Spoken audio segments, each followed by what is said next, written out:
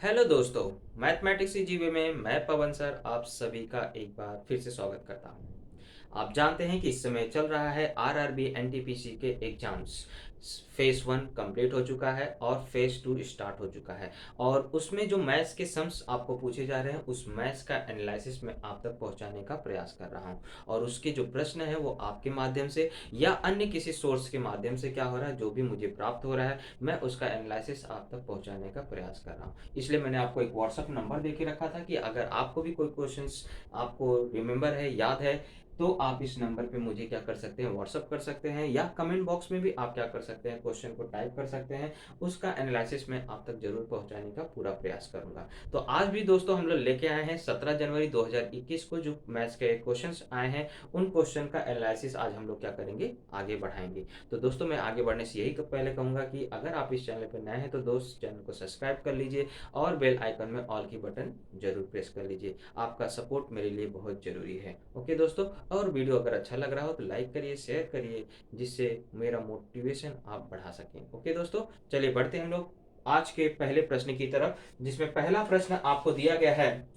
बहुत ही अच्छा प्रश्न है दोस्त। इसको हम लोग क्या कर सकते हैं, नजर देखते ही इसको क्या कर सकते हैं, सॉल्व कर सकते हैं। और अगर आपको नजर देखते नहीं सॉल्व हो रहा है तो आप थोड़ा सा हल करके भी इसको क्या कर सकते हैं, निकाल सकते हैं। तो दोस्त यहां पर आपको बोला है यदि r sin थीटा का मान है 7/2 तथा r cos थीटा का मान है 7 × 3/2, तो r का मान क्या होगा। तो बिना इसको हल किए हुए भी कैसे आप बता सकते हैं r का मान, और हल करके भी हम लोग बताएंगे कि कैसे r का मान निकला है। तो दोस्त इसको देखिए, आपको r साइन थीटा दिया गया है बराबर 7/2। तो जाहिर सी बात है, हमने पढ़ा है कि साइन थीटा का मान 1/2 होता है 30 डिग्री पे। तो यानी कि मैं इसको अगर लिखना चाहूं तो ऐसा भी लिख सकता हूँ 7 × 1/2, क्योंकि दोनों में देखिए जो 7 है ये आपको यहाँ पे भी यहाँ पे भी है।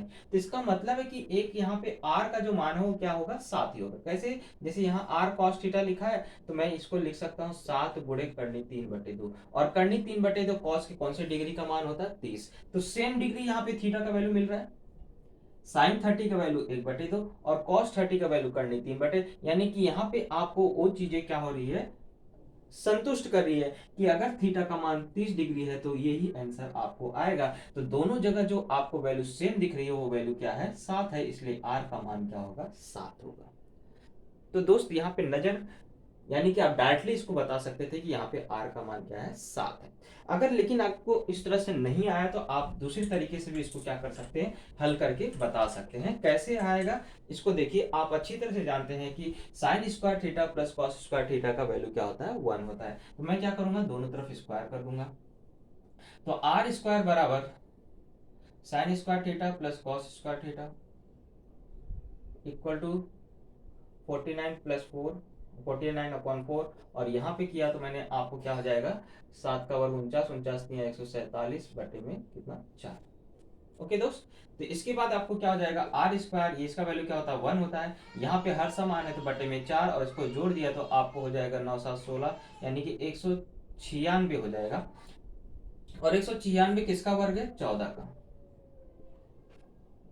तो ये हो जाएगा 14 बटे, हाँ सॉरी, आर का वैल्यू क्या हो जाएगा, 14/2, क्योंकि आपको इसका वर्गमूल निकालेंगे तो ये 14 का वर्ग है और ये 4 2 का वर्ग है, 2 से इसको काट दिया तो आर का वैल्यू कितना आ जाएगा, 7 आ जाएगा।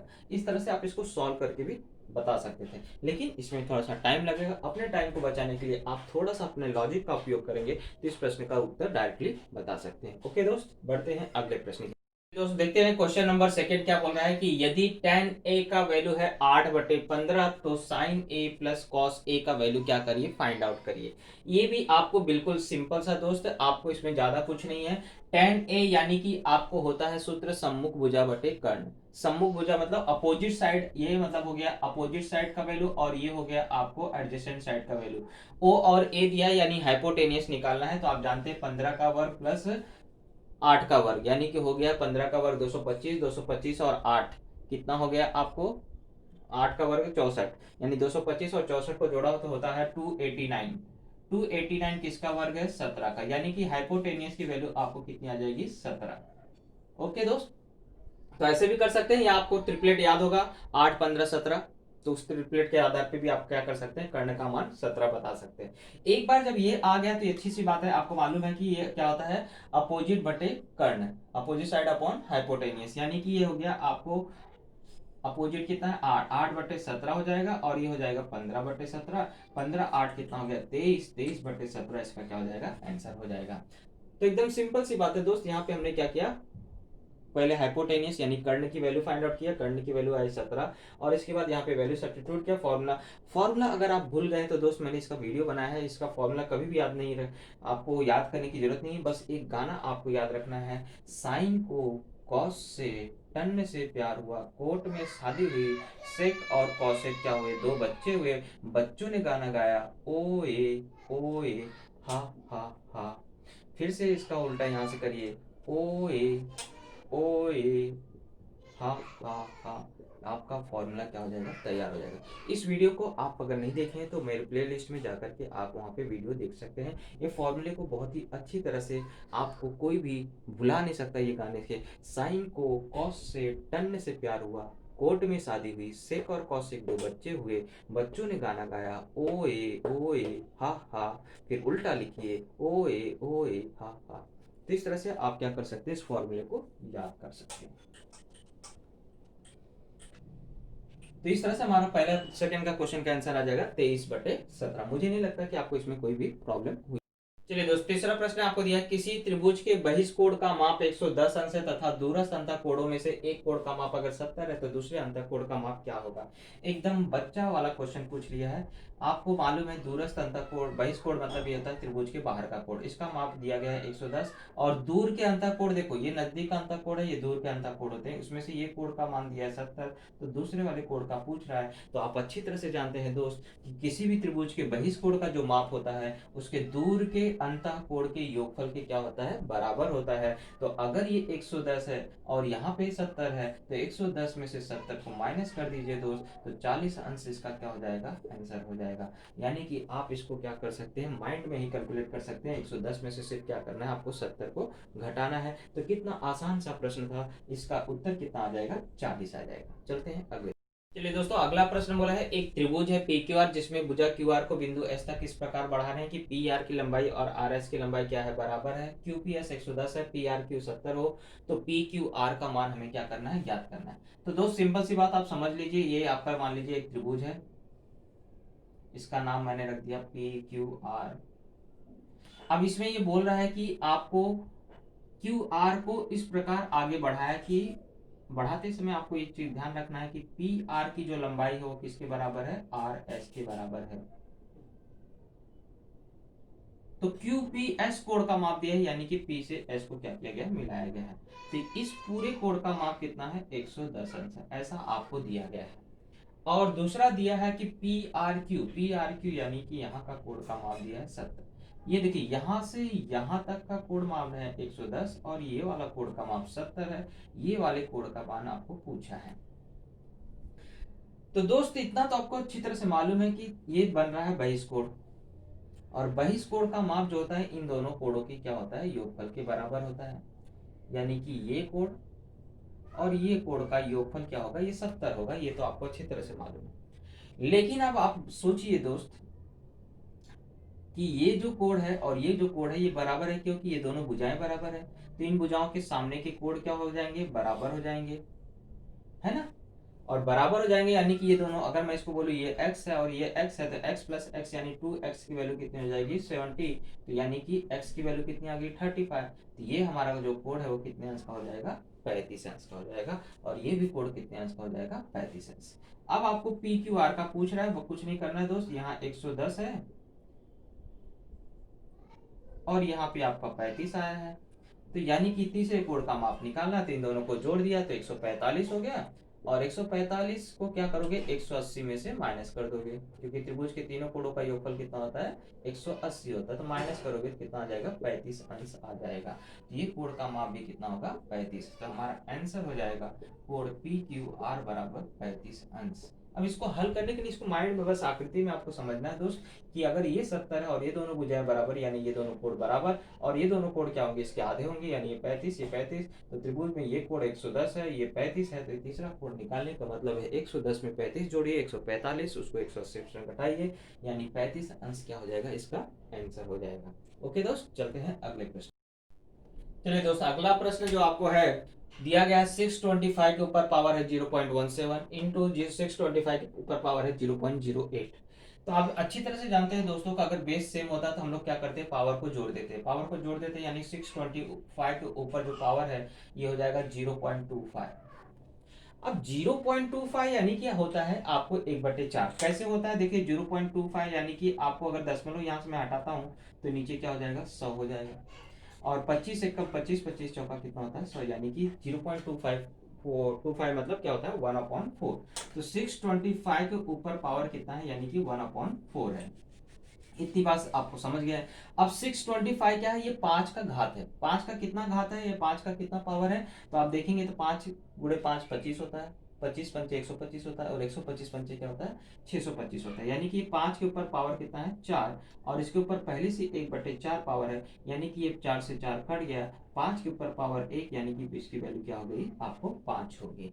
तो इस तरह से इसको आसानी से हम लोग माइंड में भी कैलकुलेट कर सकते थे, ये 725 हो जाएगा, 25 यानी 0.25 हो जाएगा यानी 1/4, और ये 625 जो 5 का 4 का घात है, 5 घाते 4 का वैल्यू है, यानी कि आपको 4 से 4 कट जाएगा, इसका वैल्यू क्या आएगा, आपको 5 आएगा। इस तरह से भी आप इसको क्या कर सकते थे, सॉल्व कर सकते थे, या यहीं पे कन्वर्ट कर सकते थे कि 5 के घाते 4 और 4 का गुणा यहाँ पे करते थे, ये 68 हो जाता था, और यहाँ पे 5 के घाते 4 और इसका गुणा करते तो आपको 32 हो जाता था। 68 प्लस 0.68 और 0.32 को जोड़ते तो ये आपको 1.0 यानी कि 5 का पावर 1 आ जाता था, वैल्यू आपको क्या आ जाती थी, 5 आ जाती थी। तो दोनों तरीके से जैसा भी आपको आसान पड़ता था आप उसको हल कर सकते थे। ओके दोस्त, चलते हैं अगली तरफ।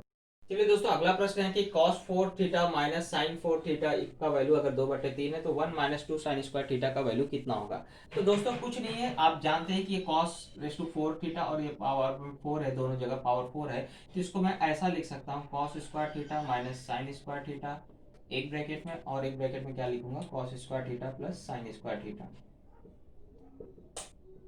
है कि नहीं दोस्तों।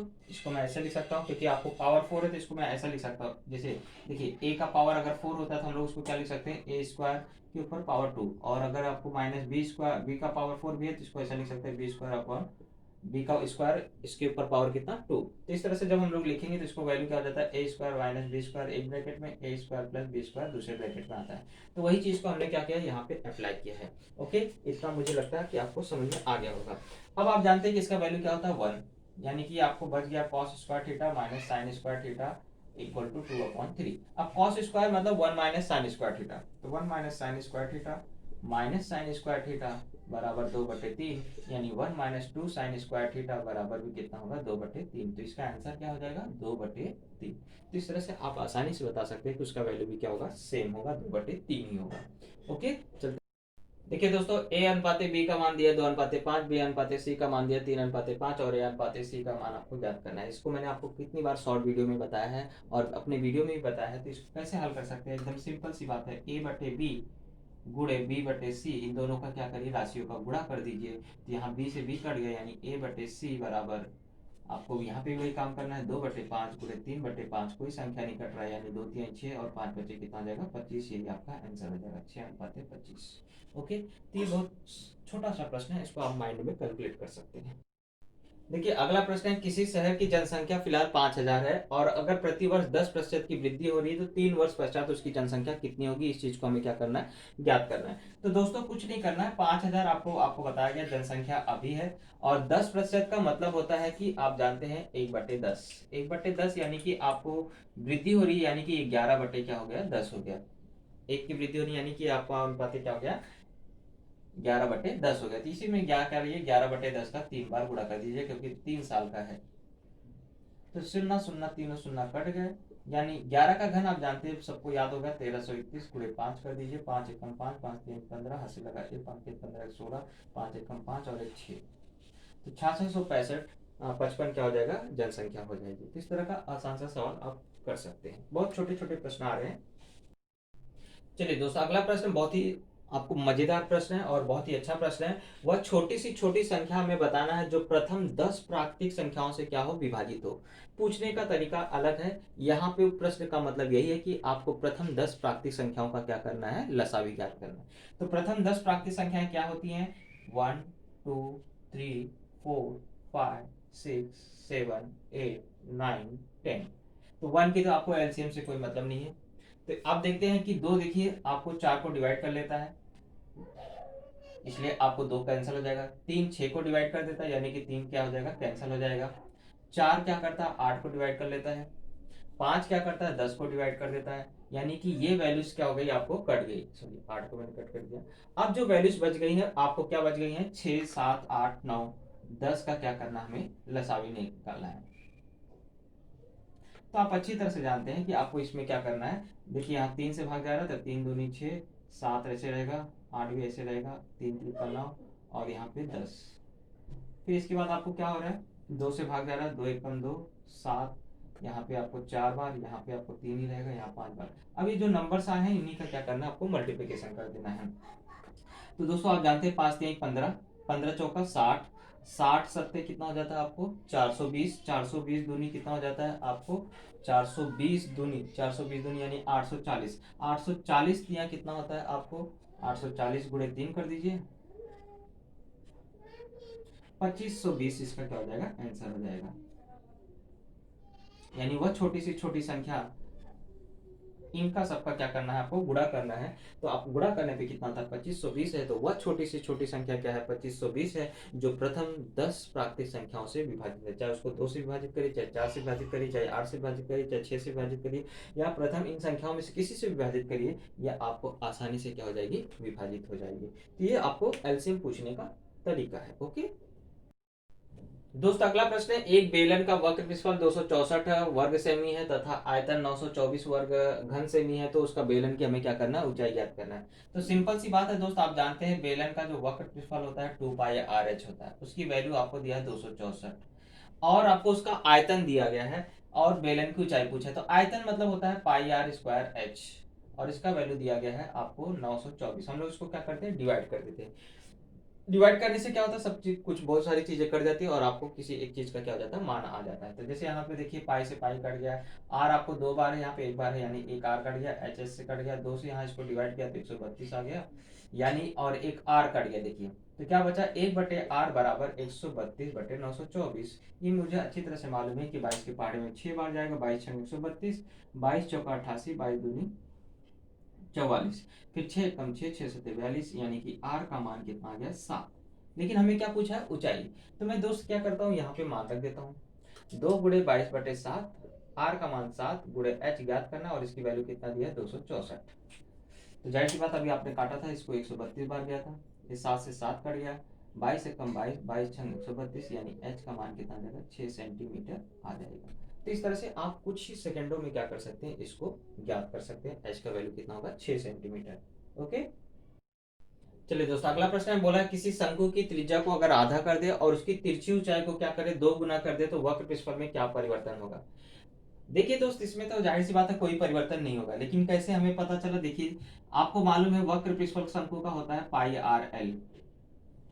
उसका भी आपको जब जिसका आपको क्या विमाएं चेंज की जा रही है, जिसकी आपको मितियां चेंज की जा रही है, उसमें भी पाई रहेगा। तो इसलिए पाई को लिखने की यहाँ पे कोई भी जरूरत नहीं, क्योंकि पाई में तो कोई चेंजेस हो नहीं रहा है। पाई यहाँ भी रहेगा, पाई वहां भी रहेगा, पाई को हटा दीजिए, यानी कि आर एल है। और दूसरी जगह पे भी आपको बोल रहा है कि आर का आधा कर दिया जा रहा है, त्रिज्या का आधा कर दिया जा रहा है और तिरछी ऊंचाई का 2 गुना कर दिया जा रहा है, यानी कि ये 2 2 कट जाएगा तो आर एल ही रहेगा। यानी कि उन दोनों की वक्र पृष्ठफल में कोई भी परिवर्तन नहीं हो रहा है, क्योंकि त्रिज्या का आधा कर दिया जा रहा है, वहीं पे आपको तिरछी ऊंचाई क्या कर दी जा रही है, 2 गुनी कर दी जा रही है। तो जिसकी वजह से उसमें कोई भी परिवर्तन नहीं होगा। ओके दोस्त, देखिए दोस्तों, ये है 3 घाते 45 - 1 तथा 3 घाते 35 - 1 का HCF यानी मसावी क्या होगा, महत्तम समापवर्तक क्या होगा, ये हमें क्या करना है, ज्ञात करना है।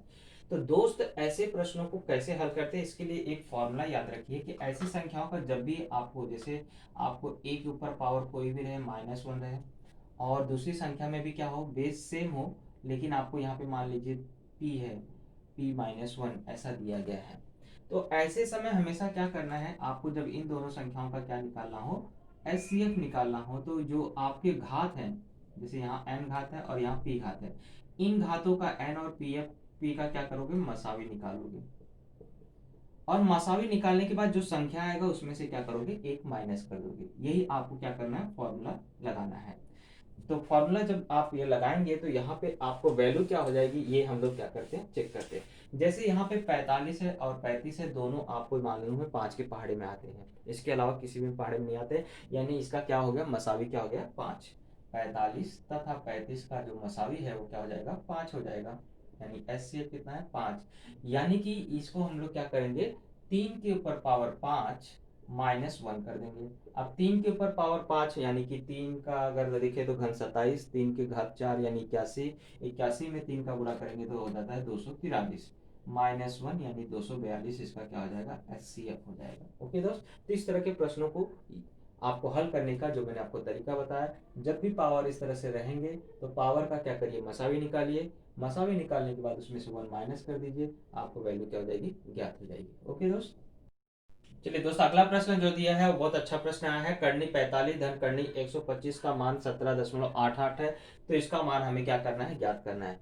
तो जाहिर सी बात है दोस्त, इनके बीच में कोई ना कोई संबंध होगा, तभी जाके आपको इसका मान दिया है तो इसका मान पूछा है। तो क्या संबंध है उसको हम लोग यहाँ देखते हैं। देखिए, आपको 45 को मैं लिख सकता हूँ, आप अच्छी तरह से जानते हैं, 9 5 45 होता है, और 9 का वर्गमूल क्या होता है, 3, यानी कि 3 बाहर आ जाएगा और 5 अंदर रहेगा, प्लस 125 का वर्गमूल आप जानते हैं कि अगर इसको मैं करूं तो आपको 25 पंचे 125 होता है, और 25 का आपको वर्गमूल 5 होता है, इसलिए इसको मैं क्या लिख सकता हूँ, 5 करनी 5, और इसका वैल्यू दिया गया है 17.88, यानी ये जुड़ के कितना हो गया, 8 करनी 5 का वैल्यू हो गया 17.88। तो मैं 8 को वहां ले जाऊंगा तो करनी 5 का वैल्यू यहाँ पे मुझे आ जाएगा 8 दूनी 16, 8 दूनी यहाँ पे बचा कितना, 1, 8 दूनी 16, फिर बचेगा आपको 2, 28 हो गया, 8 त्रिक 24 और 8 पंचे 40, ये हमारा क्या हो गया, करनी 5 का वैल्यू आ गया यहाँ से।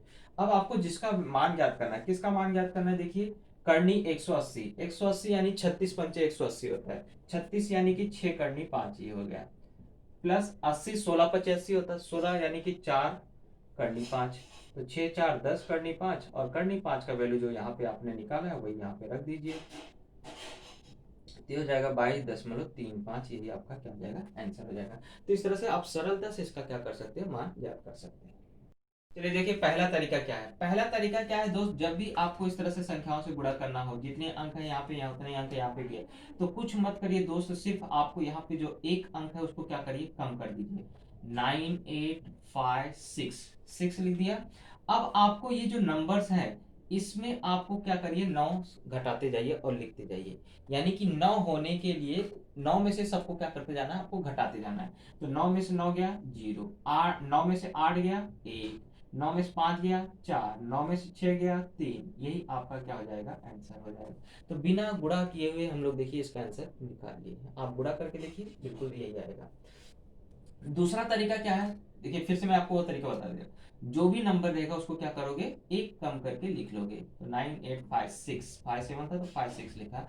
अब आपको ये जो नंबर्स आए हैं इसको क्या करना है, 9 में से घटाना है, 9 में से घटाना है। तो 9 में से 9 गया 0, 9 में से 8 गया 1, 9 में से 5 गया 4, 9 में से 6 गया 3, ये हमारा क्या हो जाएगा, आंसर हो जाएगा। दूसरा तरीका क्या है दोस्त, यहाँ पे जो नंबर है उसको लिखिए और जितने 9 है उतने 0 लगा दीजिए। ओके, और ये नंबर्स को फिर उसको नीचे लिख के क्या करिए, घटा दीजिए। यहाँ 3 आ गया, यहाँ पे 4 आ गया, यहाँ पे 1 आ गया, यहाँ 0 आ गया, यहाँ 6 5 8 9, ये देखिए दोनों का आंसर सेम है। तो इस दोनों तरीके में से कोई भी एक तरीके से आप क्या कर सकते हैं, शॉर्टकट तरीके से इसको सॉल्व कर सकते हैं। ओके, और यहाँ अगला प्रश्न क्या बोल रहा है दोस्तों, कि अगर इन दोनों संख्याओं का गुणा करें तो इनके गुणनफल में दशमलव के बाद कितने अंक होंगे, ये चीज को ज्ञात करिए। तो हम लोग क्या करते हैं, मोस्टली गुणा करने के बाद दशमलव की संख्या गिनते हैं। तो यहाँ दशमलव के बाद 2 अंक है, यहाँ दशमलव के बाद टोटल है 5, यानी होने चाहिए क्या है, दशमलव के बाद 7 अंक होने चाहिए।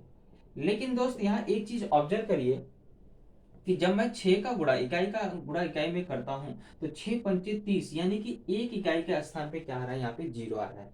तो इसका मतलब हो गया कि यहाँ पर ये जो 7 अंक है वो एक अंक क्या हो जाएगा, घट जाएगा, घट के यानी कि 6 अंक ही बचेगा, क्योंकि दशमलव के बाद अगर कोई नंबर है और उसके बाद पीछे पीछे कितना भी जीरो लगे रहने दो वो काउंट नहीं होता है। तो यानी कि टोटल है यहाँ पे देखिए 3 2 5 2 7 अंक है, और 7 में से एक जीरो चला जाएगा, यानी कि 6 अंक बचेगा। तो इसका आंसर हो जाएगा आपको 6 अंक होंगे दशमलव के बाद। गुणा करके आप चेक कर सकते हैं। ओके दोस्त। चलिए दोस्त, अगला प्रश्न है 63,535 में से क्या घटाया जाए कि वह पूर्ण वर्ग बन जाए।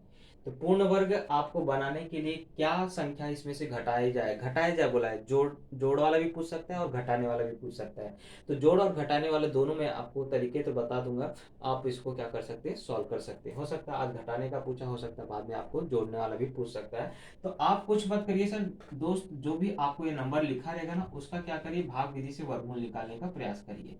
तो आप जानते हैं यहाँ जोड़ी बनेगी थी, ये आपको 2 की जोड़ी बनी। आप आगे इसका हम लोग अच्छी तरह से जानते हैं, 635 के पहले जो वर्ग होता है वो 625 होता है, और वो किसका वर्ग होता है, 25 का। यहाँ पे 25, यहाँ भी 25, यहाँ 25 को मैं क्या करूंगा, जोड़ दूंगा।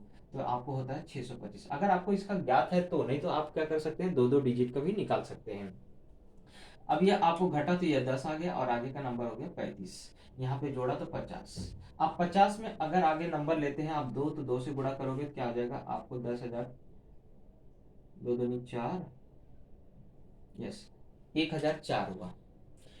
अब इससे जाहिर सी बात है, अगर आप 3 लेते हैं तो 3 त्रिक 9, 3 पचे 1509, बहुत ज्यादा हो जाता है, यानी कि 2 बार ही आपको क्या हो जाएगा यहाँ पे जाएगा।